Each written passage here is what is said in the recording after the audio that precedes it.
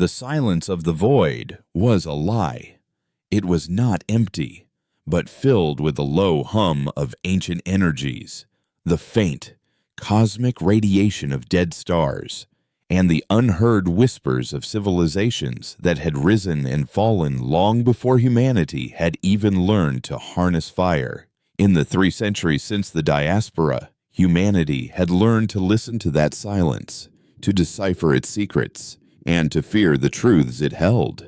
We were the children of the diaspora, the scattered remnants of a species deemed too chaotic, too ambitious, too stained by the original sin of our own star's death to be worthy of a place among the ascendancy, the conclave of elder races that governed the Orion Arm. They had not exiled us with warships and weapons, but with a quiet, damning judgment. When our sun, Sol, began its premature and violent collapse, a stellar anomaly the ascendancy scientists could not explain, they had offered no aid. Their fleets, great crystalline vessels that moved without sound or propulsion, had blockaded our system, not to contain a threat, but to observe a tragedy. They watched as Earth burned, as Mars boiled, as the outer colonies were scoured by solar flares of unimaginable power. They watched as billions perished, and as the desperate few who escaped in hastily constructed arc ships fled into the unknown, forever branded as the Star Orphans. They had condemned us to a slow, lonely extinction, a footnote in the grand, serene history of the galaxy. But humanity had a talent for disappointing its eulogists. We did not die. We endured. In the cold, dark expanse of the Perseus deeps, a region of space the ascendancy had long dismissed as a cosmic graveyard, humanity found its new cradle. We settled on tidally locked worlds orbiting dying red dwarfs, on frozen moons warmed by geothermal vents, and in hollowed-out asteroids adrift in the dark. We built our new home not from pristine materials and advanced alloys, but from salvaged wrecks, cosmic debris, and the sheer, unyielding force of our own will. We called it the Verge, a testament to our existence on the edge of everything, the edge of the galaxy, the edge of survival, the edge of sanity. Life in the Verge was harsh, a constant struggle against the unforgiving void and the ghosts of our past. But from that struggle, a new humanity was forged, hardened, pragmatic, and fiercely independent. The memory of a burning Earth was seared into our collective consciousness, a wound that never healed, a debt that could never be repaid. The ascendancy had believed our adaptability was a flaw, our aggression a disease. In the darkness of the Verge, it became our greatest strength. We reverse-engineered the wreckage of forgotten wars, deciphered the data cores of extinct civilizations, and learned to manipulate the very fabric of space-time in ways the ascendancy, in their serene wisdom, had never dared to attempt. Our ships were not elegant works of art like theirs. They were brutalist wedges of armor and engines, designed for function, not form. Our technology was not clean or harmonious. It was a chaotic, often dangerous amalgamation of a dozen different alien sciences, bound together by human ingenuity and desperation. We called it jank, a colloquialism that belied its lethal effectiveness. I was born in this new reality, a child of the Verge. My name is Kalen, and I am a ghost. Not a specter of the dead, but something far more tangible. The ghosts are the elite reconnaissance and strike force of the Verge Confederacy, the loose alliance of human colonies that passes for a government. We are the inheritors of humanity's oldest traditions, exploration and violence. We pilot the Spectre-class corvettes, ships designed for one purpose: to slip through the cracks of the galaxy, unseen and unheard. Our vessels are equipped with experimental void drives, a uniquely human innovation that doesn't tear a hole in space-time like conventional jump drives, but instead dephases the ship, allowing it to temporarily exist in a quantum state between realities. It's a dangerous, unpredictable way to travel, a razor's edge between being everywhere and being nowhere at all. But it makes us invisible, and in the shadow of the ascendancy, invisibility is the only true armor. My ship, the Penumbra, was my only home, a cramped, claustrophobic shell of recycled alloys and flickering consoles. My crew was my only family Jax, my engineer, a savant who could coax a dead reactor back to life with little more than a wrench and a string of well-chosen profanities. Lena, my navigator and sensor specialist, whose augmented eyes could read the faint signatures of a ship's heat trail from light years away. And Orin, my weapons officer, a grim, silent man who had lost his family on a colony world raided by pirates and now communicated best through the precise, devastating language of a mass driver cannon. Our latest mission had taken us deeper into the so-called Veiled Stars, a region bordering ascendancy space, a cosmic no-man's land where strange energy readings had been spiking for months. Confederacy Command feared it was an ascendancy listening post, a precursor to an invasion they knew we were not yet ready to face. Our orders were simple: get in, identify the source of the emissions, and get out without being seen. Simple orders were rarely simple in practice. Dephasing in 5. Lena's voice was calm, almost detached, a stark contrast to the violent shuddering of the Penumbra as the void drive spooled up. The ship's interior was bathed in the sickly green light of the emergency systems, the only illumination we could afford while running silent. "Drive core is stable," Jax grunted from the engine room, his voice a distorted crackle over the comm. "But she's complaining. The phase coils are running hot." I gripped the command chair's armrests, my knuckles white. "Keep her steady, Jax. We only need a few minutes on the other side." The shuddering intensified, a low-frequency hum that vibrated through my bones, making my teeth ache. This was the most dangerous part of a phase jump, the transition. The universe screamed its protest as we forced our way through the seams of its existence. Then, silence. The humming stopped. The vibration ceased. And the view screen, once a star-dusted tapestry, was now a uniform. Impenetrable black. We were in the in-between, the quantum foam that separated realities. "Phase successful," Lena reported, her relief palpable.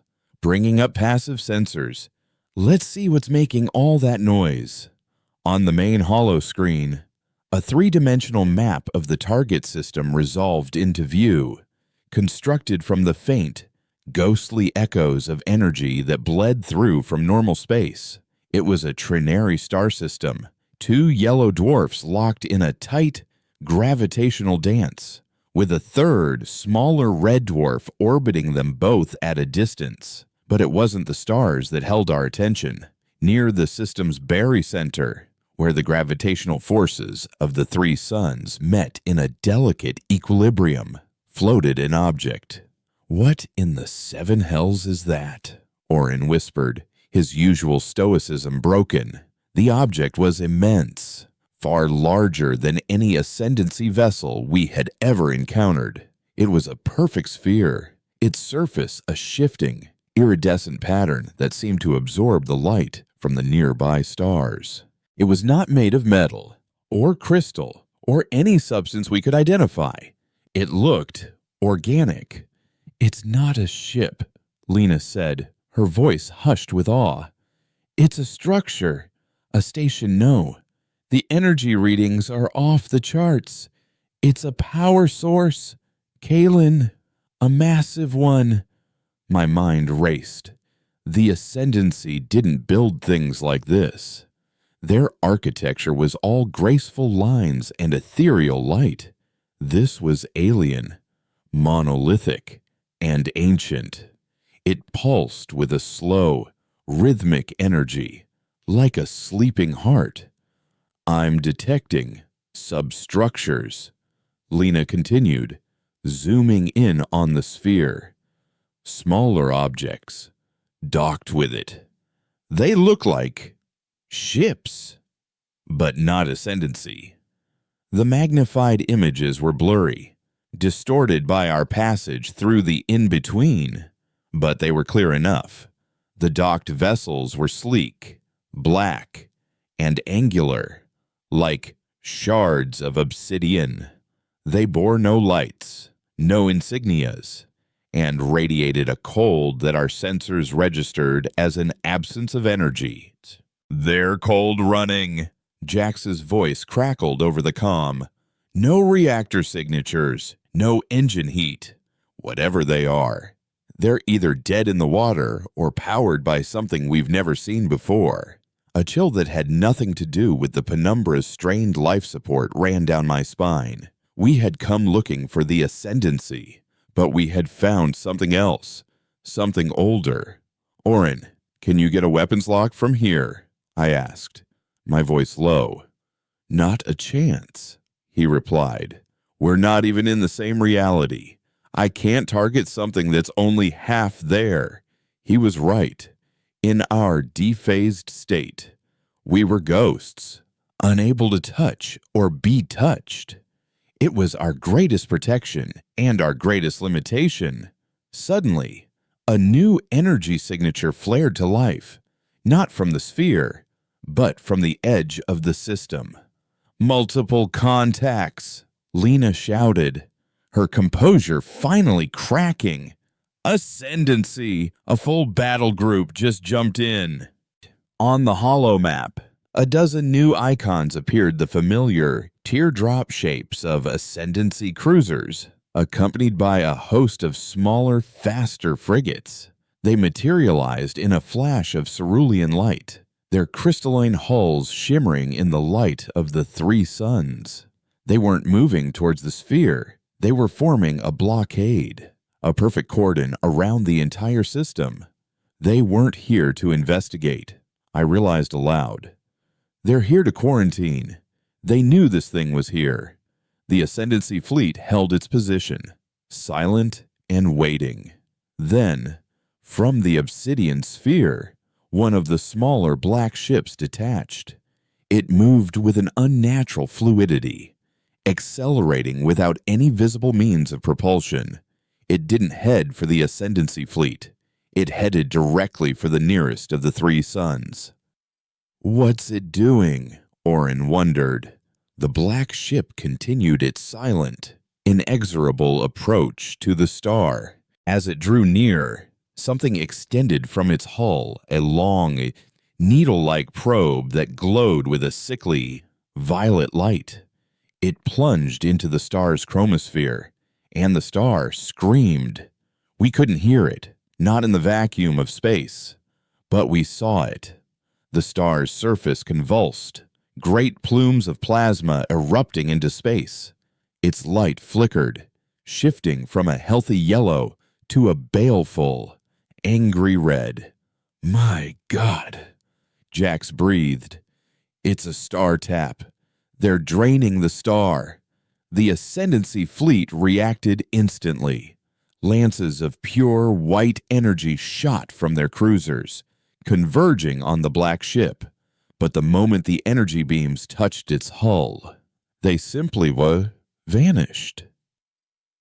They didn't deflect, they didn't dissipate. They were absorbed, consumed by the ship's absolute blackness. "Their shields are, well, they're not shields," Lena stammered, trying to make sense of her readings.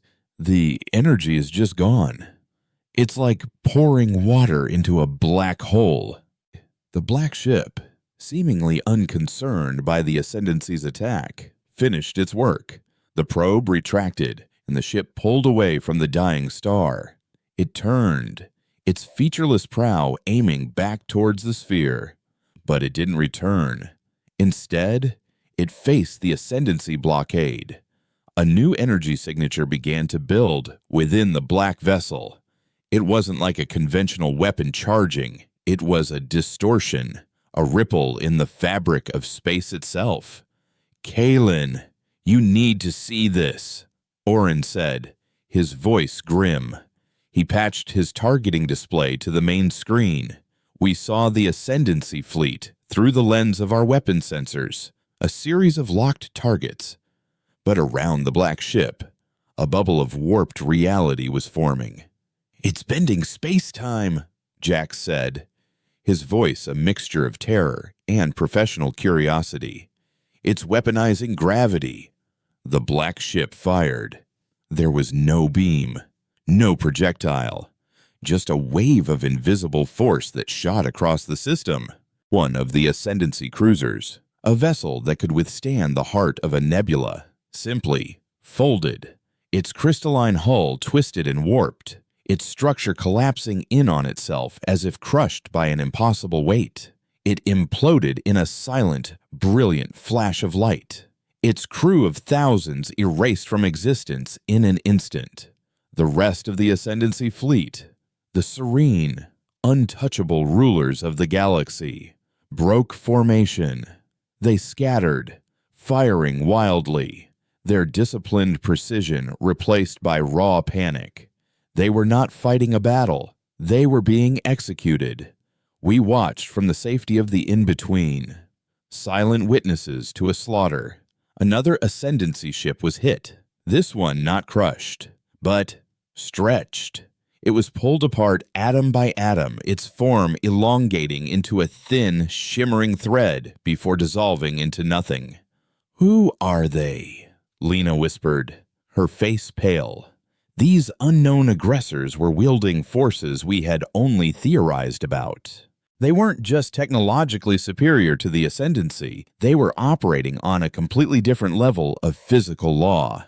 This wasn't a war, it was an extermination, and the sphere, the sleeping heart at the center of the system, began to pulse faster, its iridescent surface glowing with a brighter, more intense light. The remaining black ships began to undock, their cold, silent forms detaching to join the massacre. "We have to go," I said, my voice hoarse. "Now. Lena, plot a jump. Get us as far from here as possible." "We can't," she replied, her fingers flying across her console. "The gravitational distortions are too severe and the void drive can't get a lock. If we try to rephase here, we'll be torn apart." We were trapped, stuck in the in-between, forced to watch as the gods of the galaxy were swatted from the sky like insects. And then the unthinkable happened. One of the black ships turned. It stopped its methodical destruction of the Ascendancy fleet and slowly rotated in the void. Its featureless, obsidian prow swung around until it was pointing directly at our position, at our empty, invisible, non-existent position in the in-between. A single crimson light ignited on its hull, like a malevolent eye opening for the first time. The silence in the cockpit was absolute. Oren, Lena, Jax, they were frozen, their faces masks of disbelief and terror. "That's impossible," Lena whispered. "They can't see us. Nothing can see us in here." But it did. The crimson eye stared, not at our ship, but through it, into the quantum reality where we were hiding. It saw the ghost in the machine. A new wave of energy began to build from the black ship, but this one was different. It wasn't a gravitational wave. It was something else, something that targeted the very fabric of reality itself. On Lena's console, an alarm blared, a high-pitched shriek that cut through the silence. "Quantum resonance cascade," she screamed. "It's trying to force us back into normal space. It's going to collapse our phase field." The penumbra began to shudder again, far more violently than before. The green emergency lights flickered and died, plunging us into darkness, save for the terrifying red glow of the alarms. Jax's voice, raw with panic, came over the comm. "The drive core is going critical. The phase coils are overloading. I can't hold it. Kalen." We had seconds, maybe less, before our ship was either forcibly ripped back into reality and obliterated, or the void drive would detonate, erasing us from existence altogether. In that moment of absolute chaos, a single, cold thought cut through my fear. We were the only witnesses, the only ones who had seen the Ascendancy's true weakness, the only ones who knew what was truly lurking in the dark. Humanity had been cast out, left to die because we were deemed a chaotic variable in a perfectly ordered galaxy. But now, that order was being undone by a force of absolute, terrifying chaos. And we, the Star Orphans, the children of a dead sun, were the only ones who had seen it happen. My hand shot out, slapping the emergency rephase control. It was a desperate gamble, a 1 in a million shot.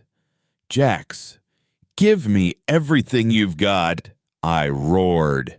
"Divert all power to the forward deflectors, Orin. Prepare to fire on my mark." There was a moment of stunned silence. Then Orin's grim voice. "Fire what? At what?"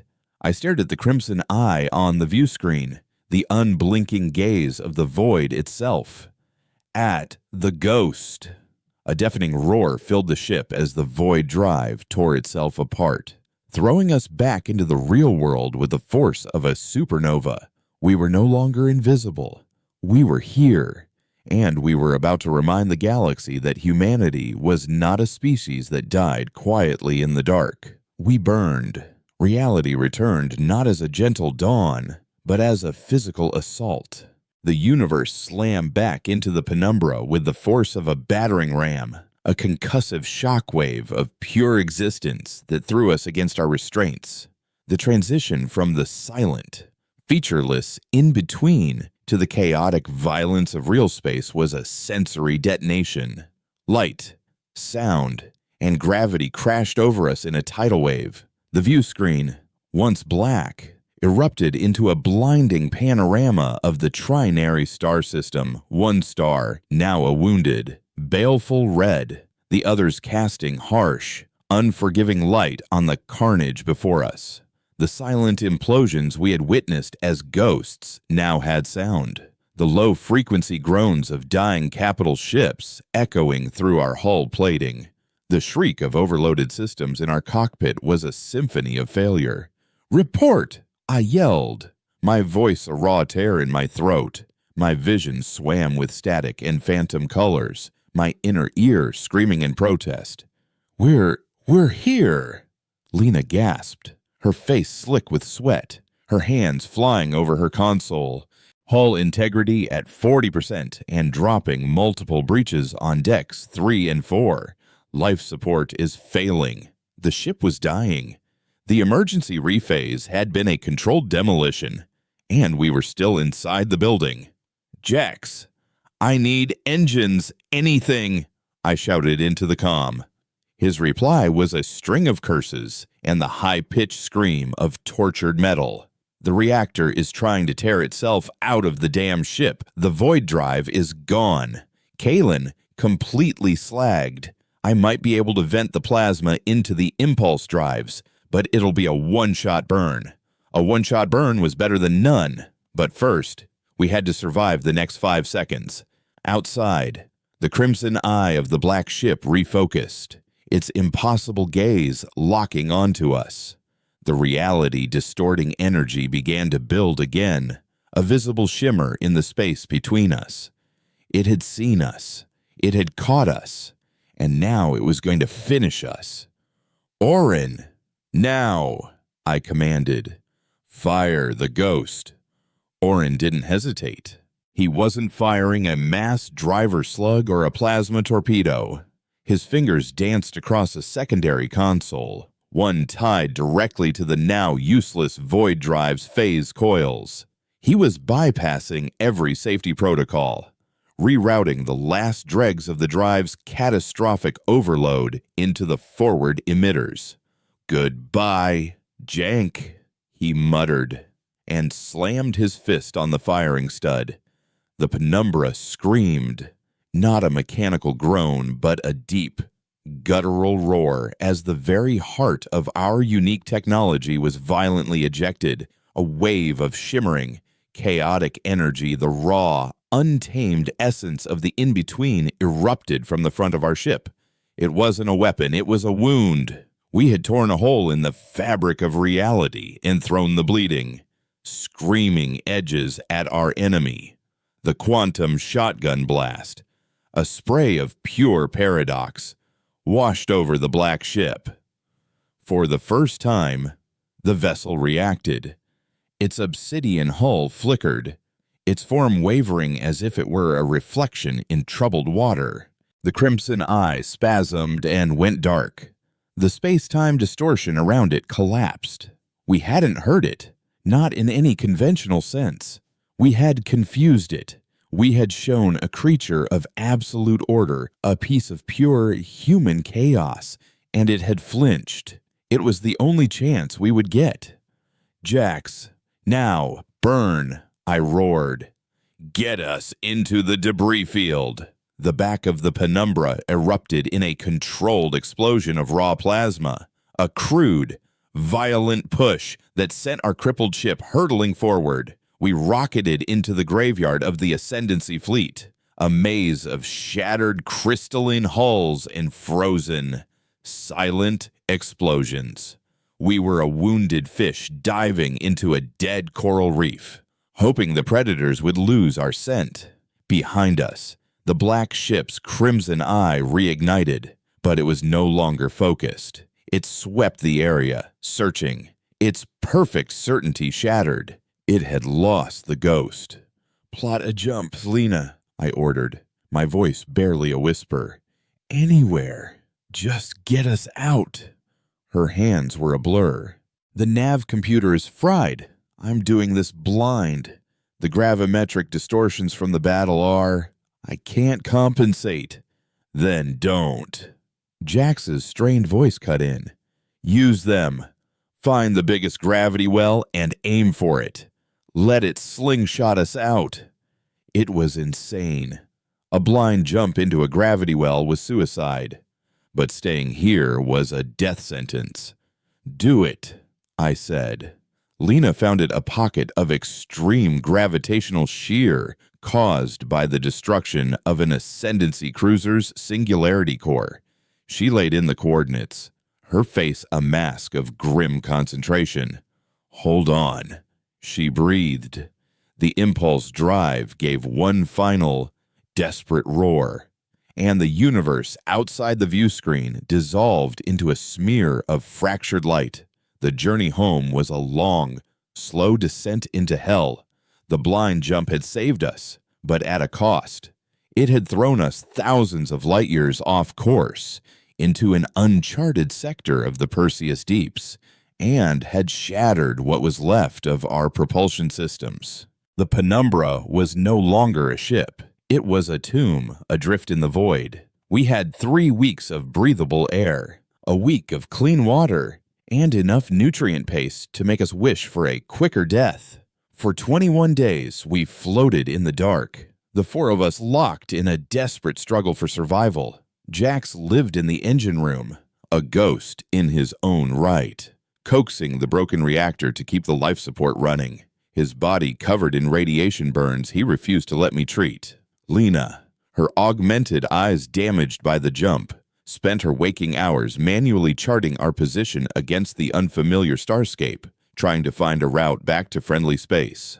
Orin, silent and grim, became our guardian, patrolling the darkened corridors, hatching micro-fractures in the hull with emergency sealant. His quiet diligence the only thing keeping the void at bay. I did what a captain does. I rationed, I organized, and I lied. I told them we would make it, that help was on its way, that the Confederacy would never abandon one of its own. I don't know if they believe me. I didn't believe myself. In the crushing silence between system failures and emergency repairs, the memories of what we had seen would return. We saw the serene, crystalline ships of the Ascendancy, the undisputed masters of the galaxy, crushed and unmade like children's toys. We saw the Star Tap, a violation of cosmic law so profound it felt like a blasphemy. And we saw the Crimson Eye, the cold, intelligent gaze of something that viewed entire civilizations as little more than a momentary distraction. We had not just witnessed a battle, we had witnessed a paradigm shift, the violent end of an age. The Ascendancy was not the apex of galactic evolution. They were just the latest empire to rise. And now, they were falling. They were so arrogant, Lena said one cycle, her voice thin in the cold cockpit, her gaze fixed on the endless stars. They called us star orphans, chaotic and impure. They believed their order was eternal. Pride, Orin grunted from the shadows, where he was splicing a frayed power conduit.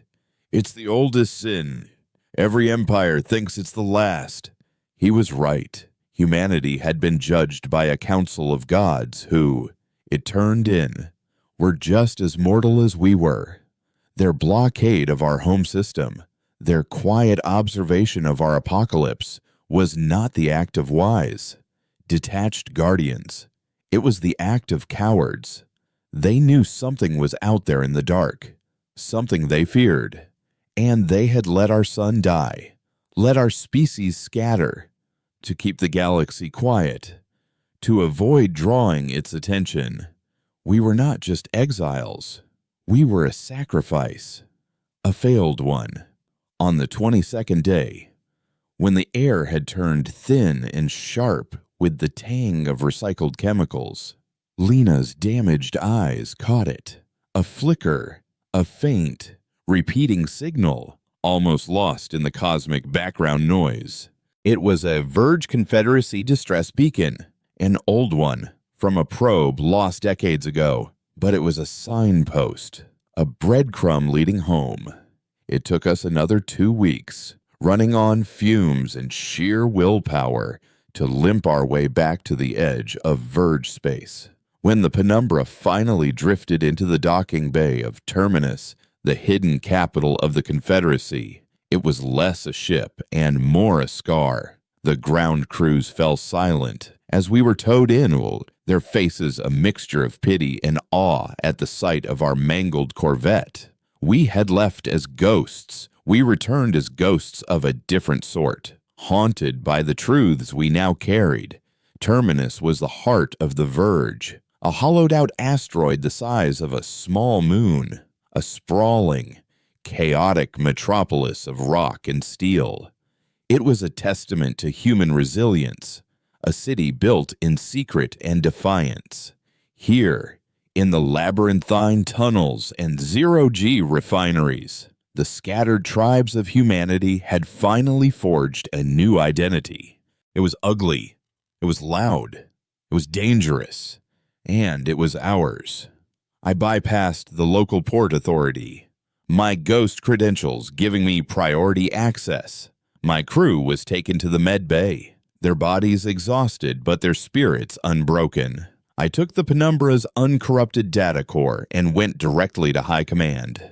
Admiral Eva Rostova was the supreme commander of the Confederacy Defense Fleet, a woman whose face was a roadmap of the diaspora's brutal history. She had fought in the Unification Wars, she had crushed the pirate kings of the Crimson Shoals, and she ruled the Verge's disparate and often rebellious fleet with an iron will. She received me in her Spartan office, a cavern carved from the asteroid's core, the only window a massive sheet of armored quartz that looked out onto the star-dusted void.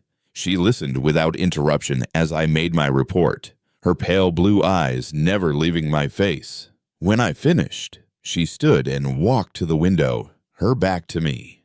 You're telling me the Ascendancy, the race that blockaded Earth and watched it burn without lifting a finger, were annihilated by an unknown force, she said, her voice a low rumble. Yes, Admiral. And that this force wields gravity as a weapon, consumes the energy of stars, and can see into other realities. Yes, Admiral. And that we, in a crippled reconnaissance corvette, managed to escape this galactic horror by throwing a piece of our broken engine at it. A faint, dry smile touched her lips. It sounds, she said, turning back to face me, like the most terrifying and ridiculously human story I have ever heard. She gestured to a tech who slotted the Penumbra's data core into the main console. On the large holoscreen that dominated the room, the final moments from our sensor logs played out in stark, silent clarity. We saw the Ascendancy fleet materialize. We saw the StarTAC. We saw the impossible weapons and the silent, instantaneous destruction. We saw the Crimson Eye turn towards us. Rostova watched the footage, her face unreadable, her knuckles white where she gripped the back of her chair. The tech, a young man with wide, terrified eyes, looked as if he was going to be sick. When the log ended with the static of our blind jump, the room was silent for a long time. They knew, Rostova finally whispered, her voice filled with a cold, ancient anger. All this time, they knew something like this was out there. The veiled stars. They weren't a borderland. They were a cage. And we were the ones left outside the bars. She looked at me, her eyes hard as diamonds. This changes everything. Kalen, our entire strategic doctrine has been based on the Ascendancy as the primary threat. We've spent a century preparing for the wrong war. Her comm unit chirped. A Priority 1 alert. An aide answered, listened, and then turned to the Admiral, his face pale. Admiral, he stammered. It's Tartarus Station. Our deep-range listening post on the edge of the Labyrinthian Nebula. Rostova's eyes narrowed. What about it? The aide swallowed hard. It's gone silent. A new icon began to blink on the grand strategic map of the galaxy projected behind Rostova's desk. It was at the location of Tartarus Station, on the farthest frontier of human space. It was a deep, ominous crimson. It was the Eye. It hadn't forgotten us. It had followed our trail. The ghost we had fled in the veiled stars was no longer a distant nightmare. It was here, at our door, and it was about to learn what happened when you cornered a species that had already lost everything once before. The news of Tartarus Station's silence fell on high command like a shroud. Tartarus wasn't just a listening post. It was our tripwire, our first and only line of defense on the western fringe. Staffed by over 5,000 souls, it was a symbol of the Confederacy's reach. A defiant middle finger pointed at the vast, unexplored darkness of the intergalactic void. Now, it was just a blinking red icon on a map, a fresh wound in the heart of our nascent empire. Admiral Rostova's office, once a place of quiet, determined command, transformed into the nerve center of a dawning war. Officers and intelligence analysts moved with a grim, focused urgency, their voices a low, controlled murmur against the hum of the command center's life support. The footage from the Penumbra played on a continuous loop on one of the secondary screens, a silent, terrifying reminder of the enemy we now faced. The Reaper, as the analyst had morbidly nicknamed them, were no longer a theoretical threat. They were a clear and present reality. We've lost all contact, a communications officer reported, his face grim. No distress call, no automated beacon, not even a final data squirt. One moment they were reporting standard nebula interference, the next, nothing. The entire sector is dead air. It's the same pattern as the Ascendancy battle, I observed, standing beside Rostova as we stared at the strategic map. They don't announce themselves. They just erase. Rostova's jaw was a hard, tight line. She was a creature of calculated aggression, a master of asymmetric warfare, but this was a problem she couldn't outmaneuver or outfight with conventional tactics. "They're hunting," she said, her voice low and dangerous. "They followed the residue of your phase jump. They tasted something new, something chaotic, and they want more." She turned to me, her pale eyes boring into mine. "You've seen them, Kalen. You faced them and survived. What are we dealing with?" I thought back to the Crimson Eye, the impossible physics, the cold, alien intelligence that had peered into our dephased reality. "We're dealing with predators," I answered honestly. "They don't think like we do. They don't seem to have a culture, or an empire, or any motivation we can recognize. They're more like a force of nature, like a virus or a fire. They consume, they destroy, and they move on. Their technology isn't just advanced, it's a different kind of science. They treat the laws of physics like suggestions." An uncomfortable silence settled over the room. The men and women of the Confederacy fleet were the toughest humanity had to offer. They were veterans of brutal pirate wars and bloody colonial skirmishes. They feared nothing but the idea of an enemy that could not be reasoned with, could not be intimidated, and, by all accounts, could not be fought, was a poison that seeped into the very air of the command center. "Then we have to learn this new science." A new voice cut in, sharp and resonant. Dr. Eris Thorne stepped out of the shadows, his lean frame clad in the simple gray uniform of the Confederacy's Science Division. Thorne was a legend in the Verge, the architect of the Void Drive, a man whose mind operated on the same chaotic, brilliant edge as the technology he created. He was also, by most accounts, dangerously unstable. His eyes, a startlingly intense shade of blue, flickered with an unnerving light as he looked at me. "Your ghost maneuver, Captain," he said, forgoing any formal greeting. "It was crude, it was reckless, and it was the single most important act of war in human history. You didn't just damage it, you communicated. You spoke to it in the only language a being of pure order can understand: paradox." He gestured to the looping footage. "They weaponize gravity, space-time, the fundamental constants of the universe. We can't fight that with mass drivers and plasma cannons.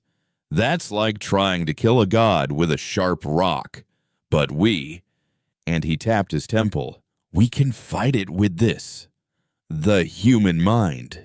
The only thing in the known universe that is inherently, beautifully, illogically chaotic."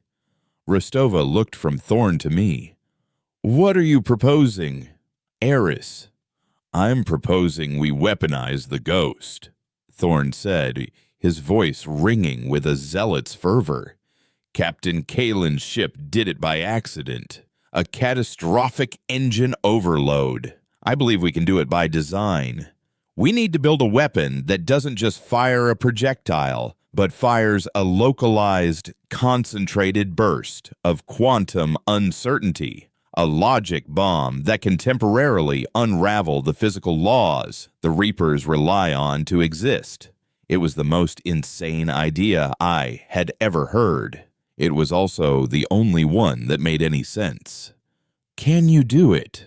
Rostova asked, her skepticism warring with the desperation in her eyes. "I can," Thorne said, his gaze unwavering. "But I need something. I need a Reaper. A piece of one.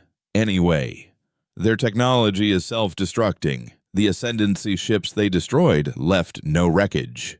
If I'm going to build a weapon to kill them, I need to know what they're made of. Rostova's eyes narrowed to slits. You want us to go back out there and pick a fight with a monster we can't kill, in the hopes of chipping off a piece we can study? Precisely. Thorn replied with a thin, unsettling smile. The mission was a suicide run, and everyone in the room knew it. But as we looked at the blinking red icon where Tartarus Station used to be, we also knew we had no other choice. We were no longer fighting for vengeance against the Ascendancy, or for survival in the harshness of the void. We were fighting for the right of a chaotic, unpredictable, and flawed species to simply exist. The plan was codenamed Operation Chimera. It was a desperate, multi-stage gambit that relied on timing, luck, and a healthy dose of human insanity. The first stage involved Jax, my brilliant, long-suffering engineer. He and a team of the Verge's best were tasked with refitting a small fleet of decoy drones with salvaged void drives, programming them to mimic the quantum signature of the Penumbra's emergency rephase. We were going to give the Reapers a whole school of ghosts to chase. The second stage belonged to Orin and the weapons specialists. They were modifying a mining vessel, the Rockbiter, reinforcing its hull and replacing its laser drills with a single, massive weapon, a gravitic harpoon, designed not to destroy a Reaper ship, but to latch onto it, to hold it in place for the precious few seconds we would need. The third and final stage was mine. My crew and I would take a new ship, the Nyx, a vessel built on the bones of the Penumbra but reinforced and streamlined for a single purpose: to be the bait. We would lead the Reaper into our trap. The Nyx was a beautiful, deadly thing, a blade forged in the fires of our last mission. Its armor was a composite of alloys reverse-engineered from a dozen different wrecks. Its engines were overclocked military-grade thrusters, and at its heart, a new, stabilized void drive, Thorn's personal masterpiece, hummed with contained power. My crew was whole again. Jax, his radiation burns healed into pale scars, looked at the Nyx's engine schematics with a lover's adoration. Lena's new ocular implants were even more advanced, capable of perceiving the quantum foam of the in-between as clearly as normal space. Orin, silent as ever, spent his time calibrating the Nyx's new suite of defensive weapons, his grim focus a comforting presence. We were ready. We were as ready as you can be to dance with the devil in the dark. We found it waiting for us in the labyrinthian nebula, the swirling clouds of gas and dust that had once hidden Tartarus Station. It was a lone Reaper scout ship, identical to the one that had attacked us, hanging motionless in the void, its crimson eye a silent beacon in the stellar nursery. It was as if it knew we were coming. "It's waiting for us," Lena confirmed, her voice a low murmur. "It's not actively scanning. It's listening. It's tasting the void." "Then let's give it something to chew on," I said, my hands steady on the command console. "Jax, prepare to dephase. Lena, target its last known position. We go in fast and loud." The Nyx shimmered and dissolved into the in-between. This time, the transition was smooth, a seamless slide between realities. We were a phantom arrow aimed at the heart of a monster. We rephased less than 1,000 kilometers from the Reaper, a suicidally close range. The universe crashed back in around us, and I slammed the impulse drives to full burn, sending us screaming past the Reaper in a calculatedly sloppy attack run.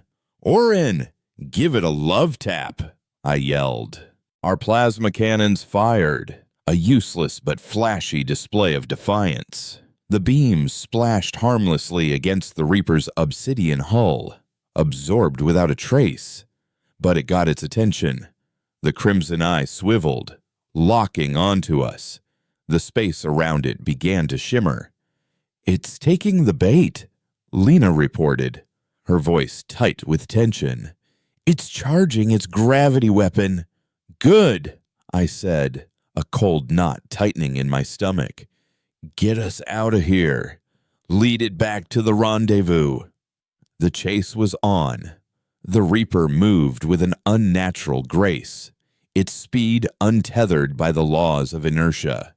It didn't pursue us. It anticipated us, flowing through space like a drop of ink in water. It herded us, cutting off our escape vectors, forcing us down a predetermined path. It was toying with us, a cat with a particularly noisy mouse. It fired its gravity weapon twice. The first time, we dodged, the Nyx's advanced thrusters pushing the ship to its breaking point as a wave of invisible force crushed the space where we had been a second before. The second time, it hit us. A glancing blow, but enough. The Nyx screamed as its port side was twisted and warped, bulkheads groaning, alarms shrieking. "We've lost the port engine," Jax yelled over the chaos. "Hull integrity is critical. She's not going to hold together much longer." We were bleeding, crippled, exactly as planned. We limped towards the designated coordinates, a dense asteroid field that would serve as our ambush point. "It's right behind us," Lena warned. "Closing fast." "Almost there," I muttered, my knuckles white on the controls. "Almost. Now, Orin, launch the decoys." From hidden compartments in the asteroids around us, our trap was sprung. A dozen drones, their void drives programmed to overload, flashed into existence, each one releasing a chaotic burst of quantum energy, a storm of ghost signals. The Reaper, which had been so focused on us, suddenly found itself surrounded by a dozen screaming phantoms. Its crimson eye flickered wildly, its perfect order overwhelmed by a flood of pure human chaos. It was confused, and for a predator of its nature, confusion was a vulnerability. "Now the harpoon!" I roared over the fleet-wide comm. From the dark side of a large asteroid, the rock-biter emerged, its ugly, functional frame dwarfed by the massive magnetic accelerator on its spine. It fired, a single, massive projectile, trailing a cable of woven carbon nanotubes, shot through the void. The Reaper, distracted by the decoy drones, didn't react in time. The harpoon slammed into its hull. There was no explosion, no shower of sparks. The head of the harpoon, designed with Thorne's paradoxical physics, phased partially into the Reaper's armor, anchoring itself in two separate realities at once. The Reaper was tethered. It let out a silent, psychic scream that battered against our minds, a wave of pure, frustrated rage. It turned its full attention to the rock-biter, the source of its indignity. A gravity wave, more powerful than any it had used before, erupted from its hull. The rock-biter, a sturdy but slow-moving vessel, had no chance of dodging. Its reinforced hull crumpled like a tin can, its reactor core detonating in a brilliant, silent flash. The crew was gone in an instant, a sacrifice made without hesitation, but they had bought us the time we needed. "Kalen, we're tethered," the harpoon's weapons officer screamed in his final transmission. "The line is holding go." The Reaper was anchored, its movements restricted by the unbreakable tether. It thrashed in the void, its rage causing the very fabric of space around it to warp and ripple. It was time for the final act. "Jax, get ready to give them hell," I said, my voice cold and steady. "Lena, get us in close. Orin, target the harpoon's entry point. We're going to carve our pound of flesh. The Nyx, trailing fire and debris, dove towards the enraged, tethered Reaper. This was it. The fate of humanity rested on a desperate plan conceived by a madman, executed by a handful of exiles, and aimed at a creature from the darkest nightmares of the galaxy. We were star orphans, children of chaos, and we were about to teach a god how to bleed. The final approach was a descent into a maelstrom. The space around the tethered Reaper was a churning vortex of gravitational anomalies and quantum distortions. The Nyx bucked and screamed as we plunged through the chaos, alarms blaring a continuous, deafening chorus. It felt less like flying a starship and more like riding a piece of driftwood down a waterfall. "She's tearing herself apart," Jax yelled over the comm. His voice strained against the G-forces. "I'm rerouting every spare watt to the structural integrity fields, but they're not going to hold for long. On the view screen." The Reaper filled our vision, a hole of absolute black against the swirling colors of the nebula. It thrashed against the gravitic harpoon's tether, a leviathan caught on a line. Its psychic rage was a physical force, a pressure against the hull and a piercing shriek in the back of our minds. It was no longer a cold, detached predator. It was a wounded, furious animal. And wounded animals were at their most dangerous. "We're in range," Orin reported, his voice unnaturally calm. His hands moved with surgical precision over his weapons console, locking our main cannon onto the point where the harpoon cable disappeared into the Reaper's hull. We weren't armed with plasma or lasers. Thorn had given us something new, something born from the wreckage of the Penumbra and his own fever genius. He called it the Deconstructor. It didn't fire a projectile. It fired a focused, contained rupture in causality. "Fire," I commanded. A beam of what looked like shimmering, liquid static shot from the Nyx's primary weapon mount. It wasn't bright or explosive. It was quiet, subtle, and fundamentally wrong. It struck the Reaper's hull, and for a moment, nothing happened. Then, the obsidian armor around the impact point began to unravel. It didn't shatter or melt. It simply came apart. Its complex, impossible structure dissolving into a cloud of exotic particles and fractured light. The Reaper recoiled, a movement of pure shock. We had heard it. We had bypassed its reality-bending defenses and touched the substance beneath. A raw, gaping wound now marred its perfect unfeatureless surface. A wound that bled not fluid, but raw information. A torrent of data that washed over our sensors. "Lena, you getting this?" I yelled. "I'm getting all of it," she replied, her augmented eyes wide with a mixture of terror and exhilaration. Its molecular structure, its energy matrix, its FTL mechanics. It's all here. It's like nothing I've ever seen. Thorn is going to. He's going to weep. The Reaper, recovering from its shock, turned its full, undivided attention to us. The crimson eye, which had been flickering, now burned with a steady, hateful intensity.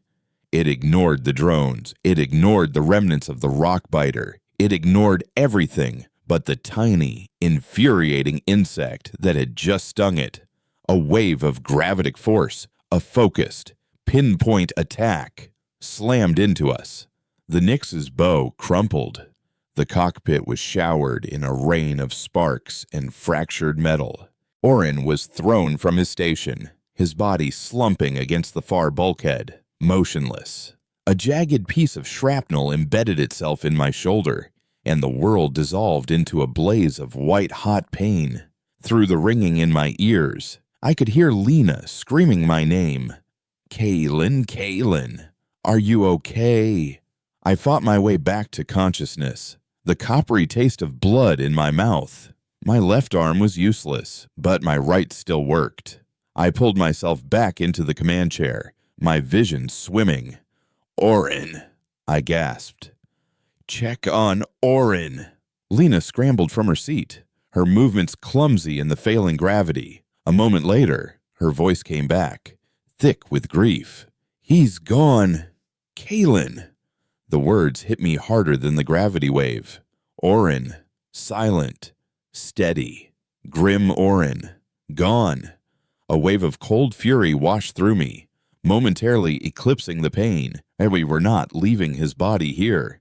"Jax," I snarled into the comm. "How are we?" His reply was a ragged cough. "We're dead. The reactor is contained, but the integrity fields are gone. The next hit, even a small one, is going to tear us in half. We have no engines, no weapons, and about 5 minutes of life support. We had gotten what we came for. We had the data, the pound of flesh Thorn needed. But the cost had been too high, and our own survival was now measured in seconds. The Reaper was already charging another attack, a final, definitive execution. "Lena," I said, my voice steady despite the pain. "Get the data package. Transmit it on a tight beam back to Terminus. Use the emergency beacon. It has its own power source." She looked at me, her eyes filled with a terrible understanding. "A tight beam will take too long. They'll pinpoint the transmission and destroy it before it's complete." "Then send it in bursts," I countered. "As fast as you can. Whatever gets through is better than nothing." I looked at the dying ship around me, at Orin's still form, and made a decision. "You and Jax, get to the escape pod. It's shielded. It might survive the blast." "No," Lena said, her voice shaking but firm. "I'm not leaving you." "That's an order, Commander." I bit back, using a rank I had never used with her before. "Your duty is to get that data home. Jax's duty is to make sure you get there. My duty is to buy you the time you need." Her face crumpled, but she nodded, a single sharp movement of obedience and grief. She helped Jax, who was limping and badly burned, into the aft section where the coffin-sized escape pod was housed. As the inner hatch sealed, I saw her face one last time, her expression a mixture of fear and a fierce, unyielding pride. Now, it was just me, the ghost of Orin, and the dying Nyx. I strapped myself into the command chair, my one good hand flying across the console. I rerouted the last of the ship's power, not to shields or life support, but to the void drive. It was slagged, broken, but it still held a residual charge, a faint, lingering echo of the chaotic reality it had once touched. Thorn had said the Reapers understood the language of paradox. I was about to scream a final, defiant sentence in that language. The Reaper's crimson eye brightened, its final attack imminent. I waited, my heart hammering against my ribs. I watched the escape pod eject, a tiny, insignificant speck against the vastness of the nebula. The Reaper ignored it, its focus entirely on me. I let a grim, bloody smile touch my lips. "For Earth," I whispered. I funneled the void drive's remaining energy directly into the ship's reactor core. It was like pouring gasoline on a chemical fire. The two incompatible energy sources tore at each other, creating a feedback loop of impossible, paradoxical power. The ship's reactor, designed to operate within the strict laws of physics, was suddenly forced to contain a piece of a reality where those laws did not apply. The containment field glowed a brilliant, terrifying white. The ship around me began to dissolve, the metal of the cockpit turning translucent, the stars outside visible through the floor. The Nyx was becoming a ghost again, a bomb made of pure impossibility, just as the Reaper fired its final, killing blow. My reactor went critical. The universe outside the cockpit vanished. There was no explosion, no flash of light, no shockwave. The Nyx did not detonate. It simply ceased to be, taking a perfect sphere of normal space with it. In its place, a hole was torn in the fabric of the universe, a momentary wound that bled pure, unadulterated chaos from the in-between. The Reaper's gravity wave, a weapon of absolute physical order, hit this bubble of pure disorder and was annihilated. The Reaper itself, caught in the chaotic backwash, convulsed. Its obsidian hull flickered and warped, its form struggling to maintain its integrity against a force that actively unmade reality. The gravitic harpoon's tether, its anchor point destabilized, finally shattered. The Reaper, wounded and disoriented, its perfect logic violated, did something I never thought I would see. It fled. It turned and vanished into the void, a wounded god retreating to its sanctuary. I remember a feeling of falling, of being unmade, of my own consciousness dissolving into the static of the universe. I remember seeing a field of stars, not outside a view screen, but inside my own mind. And then there was only silence. I awoke to the low, rhythmic hum of a medical stasis field and the cool, antiseptic smell of a med bay. My body felt distant, a numb, heavy thing that didn't quite belong to me. My shoulder was a dull, throbbing ache, but the searing pain was gone. I opened my eyes. Lena was sitting by my bed, her face pale and drawn, her uniform stained and torn. She looked exhausted, but she was alive. "Welcome back, Captain," she said, a weak but genuine smile touching her lips. "I thought we lost you." I tried to speak, but my throat was raw. The data. I managed to rasp. "It got through," she said, her smile widening. "The last burst cleared just as you went. Rostova has it. Thorn has it. Jax. He'll make it. 3rd degree burns, but he's too stubborn to die." She paused, and her smile fading. "Orin, I know," I said, the grief a fresh, sharp pain. We were silent for a moment, 2 survivors adrift in a sea of loss. "You did it, Kaylin," she finally whispered. "You drove it back. You made it run." I closed my eyes, the memory of the unraveling ship and the screaming void replaying in my mind.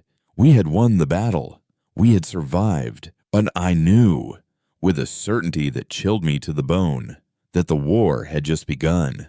The Reaper had fled not because it was defeated, but because it had been surprised, and it had encountered an illogical, chaotic variable. It had not accounted for a species willing to destroy itself to spite a god.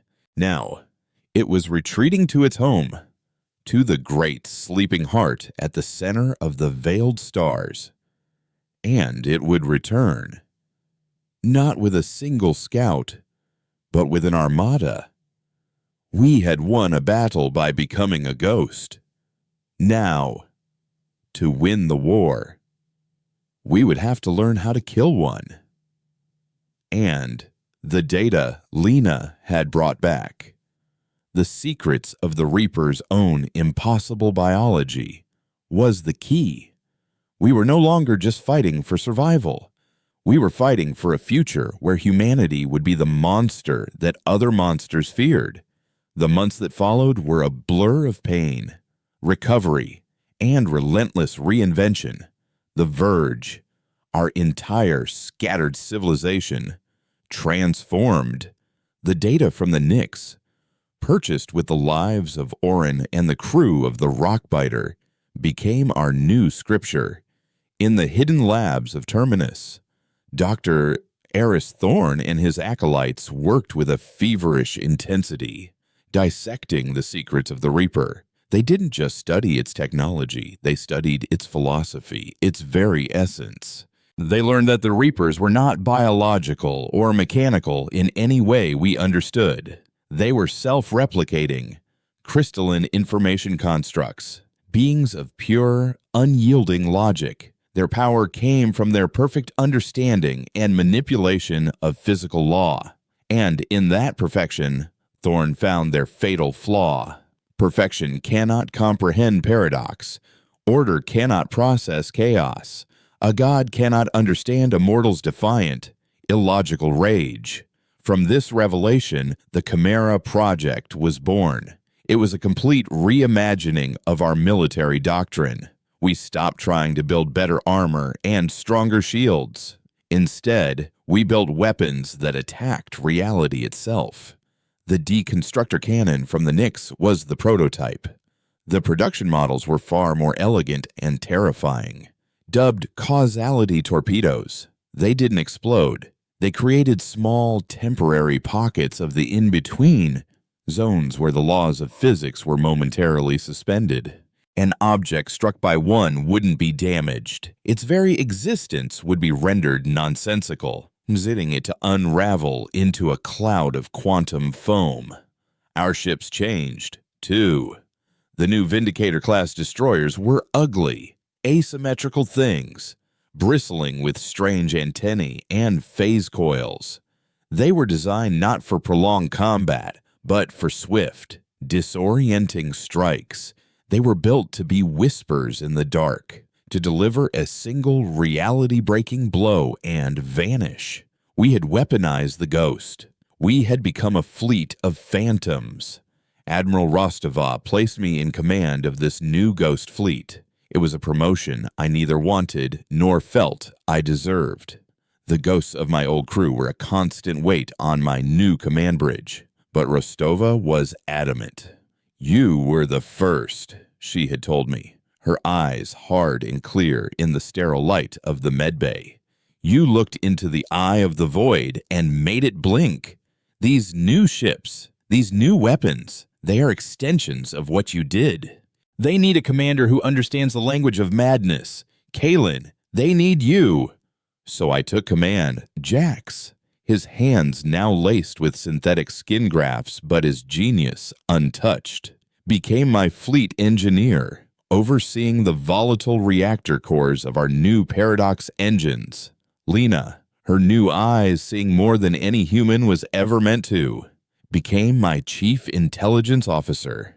Her role to predict the movements of a perfectly logical enemy and find the illogical flaw in their patterns.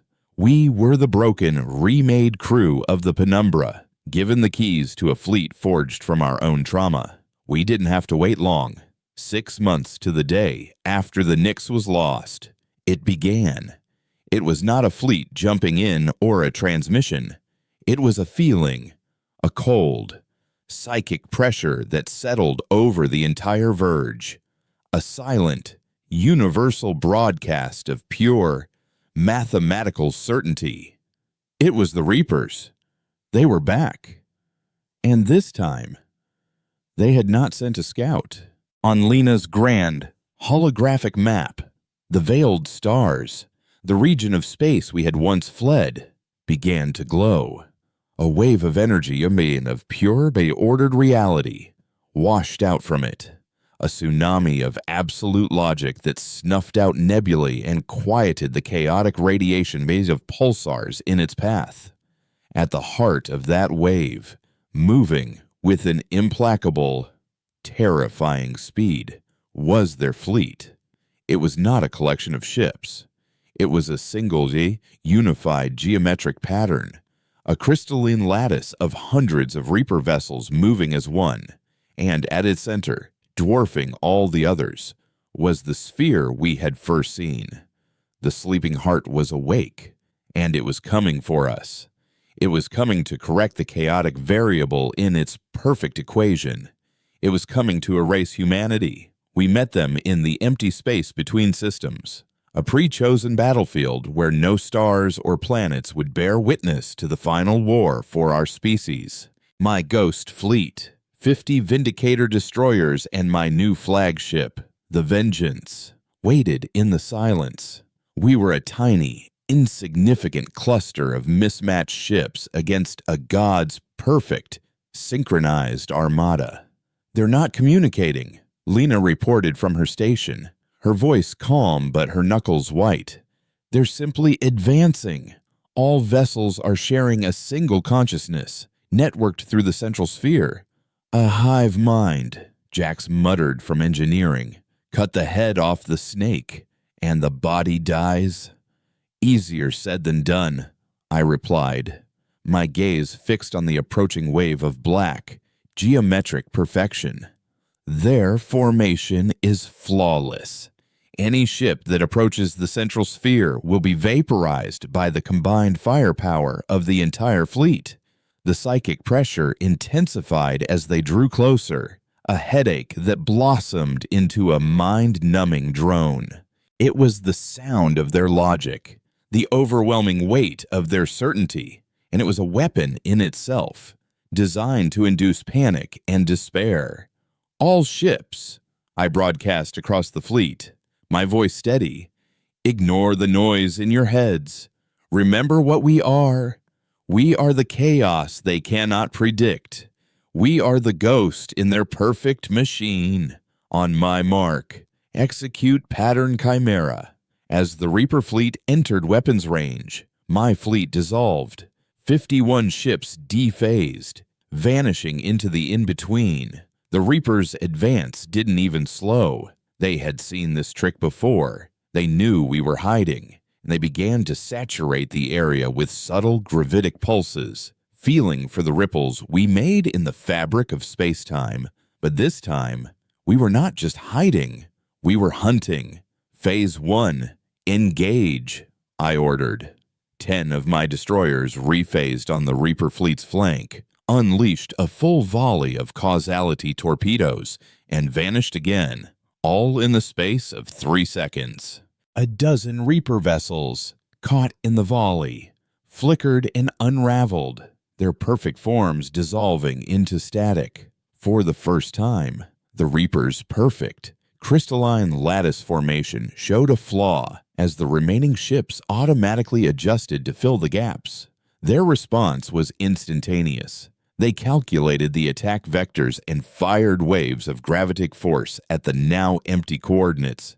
They were trying to shoot ghosts. We repeated the maneuver, striking their other flank, then their rear, then their vanguard. We were a swarm of wasps, appearing, stinging, and disappearing before the giant could swat us. We bled them, one by one, their perfect formation slowly eroding under our chaotic, unpredictable assaults. But the giant was learning. "They're adapting," Lena warned, her eyes tracking the flow of energy within the Reaper network. "They're no longer firing at our last known positions. They're predicting our rephase points based on the quantum signature of our drives. The next strike is going to be a trap." She was right. The Reaper fleet was a massive computational engine, and it was solving the problem of us. We could not win a battle of attrition. It was time for the final, insane gamble. "All ships," I ordered, "converge on the flagship. Jax, I need everything you have. I want to reroute the causality emitters from the entire fleet and channel them through the Vengeance's main gun." There was a moment of stunned silence on the comm. "Captain," my second-in-command's voice came, laced with disbelief. "That will overload every system on this ship. It will create a paradox cascade that will tear the Vengeance apart." "I know," I replied, my gaze locked on the great sphere at the heart of the enemy fleet. "Lena, give me a firing solution. Target the sphere. We're going to cut the head off the snake." Jax's voice, grim but resolute, cut in. "The fleet's energy is rerouted. Kalen, it's all yours." You'll have one shot before the ship ceases to exist in a logically consistent manner. One shot. For Orin. For Earth. For every soul the Ascendancy had sacrificed, and every human who had clawed out a life in the dark. The Ghost Fleet rephased into reality for the last time, arranging itself in a spearhead formation with the Vengeance at its tip. We faced the full, undivided attention of the Reaper Armada. Their logic had predicted this. A final, desperate, all-or-nothing charge. Their entire fleet fired as one. The space between us erupted in a storm of gravitic death.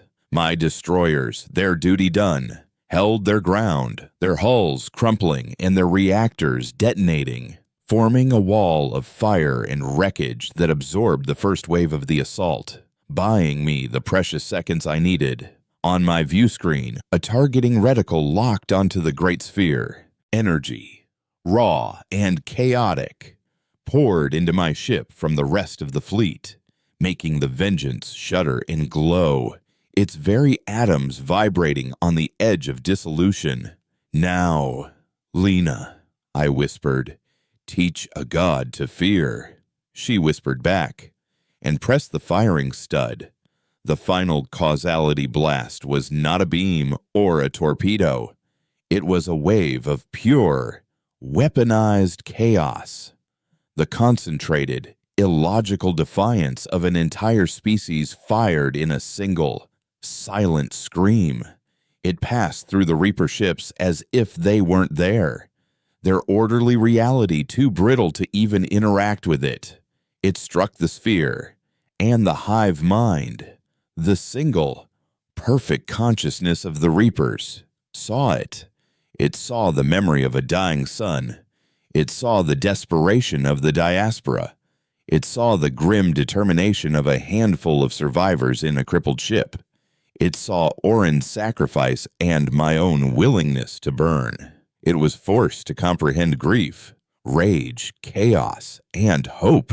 The perfect, logical God was shown the messy, beautiful, terrifying soul of humanity, and its mind broke. The sphere did not explode. It went dark, and across the void, the entire Reaper fleet died. Their lights went out, their energy signatures vanished, and they became what they had always been beneath their power, inert, lifeless crystal. They were just rocks, adrift in the sudden, deafening silence. The Vengeance was coming apart around us, the paradox of its final shot unraveling its own existence. But as the floor beneath me became transparent and the stars shone through the ceiling, I didn't feel fear. I felt a profound, quiet peace. We had done it. The silence of the void was a lie. We had filled it with our noise, our chaos, our defiance. We were the star orphans, the children of a dead sun, and we had taught the darkness to fear our light.